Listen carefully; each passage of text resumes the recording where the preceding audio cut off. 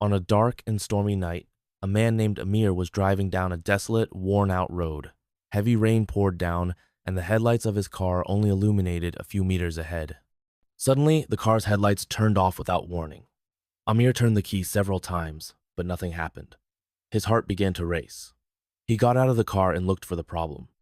The road around him was surrounded by dark trees and eerie shadows. In the heart of the night, he heard a faint sound, like a whisper, coming from among the trees. Despite all the warnings in his mind, he walked toward the sound. With every step he took, the whispers grew louder.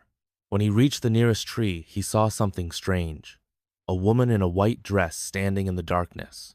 Her hair was long and tangled, and her eyes were empty of any light. She slowly took a step toward him and softly said, "Did you find him?" Amir froze in terror. He looked around, but there was nothing but darkness. The woman took another step forward and got closer to him. His heart was pounding and his breath came in short gasps.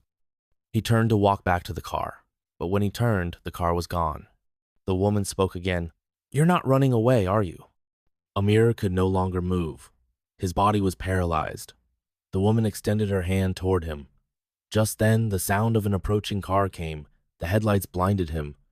When he looked, there was nothing but an endless blackness. Everything went silent. Amir's heart was pounding in his chest, and his breath was shallow. The sound of the woman's footsteps continued to echo in his ears. "Did you find him?" Her voice, like the breeze on a stormy night, reached him. The longer he looked at her, the more he felt as if he was in a place outside of time, somewhere unknown. Reluctantly, he decided to flee. But the more steps he took away from her, the longer the road seemed. The trees with their dark shadows created an endless wall around him. He could never reach the end of it. The feeling of being trapped grew stronger with every step. Suddenly, a laugh echoed through the air. A soft and cold laugh, as if coming from the depths of the night and from within the trees. He turned quickly and saw the woman again, but this time she was not alone. A man with an ambiguous face and lifeless eyes stood beside her. They didn't speak, but Amir could feel their gaze upon him. "Why are you running?" the man asked, his voice like the sound of a storm in the distance. Amir did his best to speak, but his mouth was dry and his tongue felt heavy. The woman took a step closer to him, and an aura of coldness seemed to envelop her. The closer she got, the more he felt his body freezing from within. For a few seconds, he just stared at the woman, then at the man, whose eyes seemed unnaturally bright and deep. The woman said, "We see everyone who passes through this road.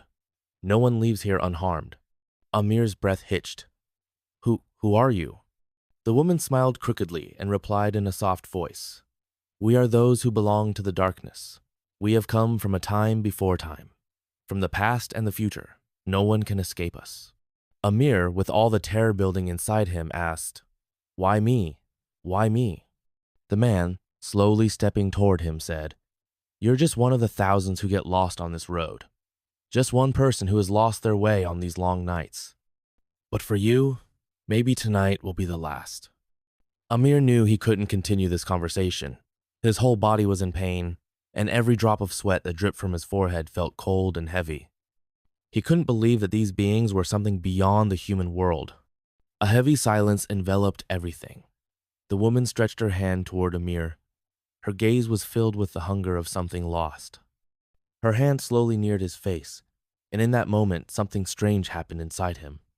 A cold light emanated from her fingers and transferred into Amir's body.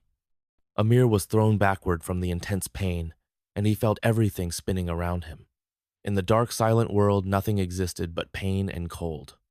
At that moment, the sound of a car grew louder in the distance. Amir opened his eyes.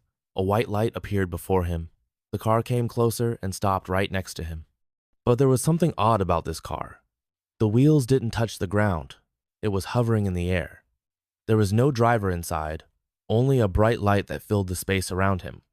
Amir didn't understand anything about the car, but he knew he had to escape these creatures at any cost. Without thinking, he ran toward the light. The closer he got, the more he felt like he was trapped in a never-ending loop.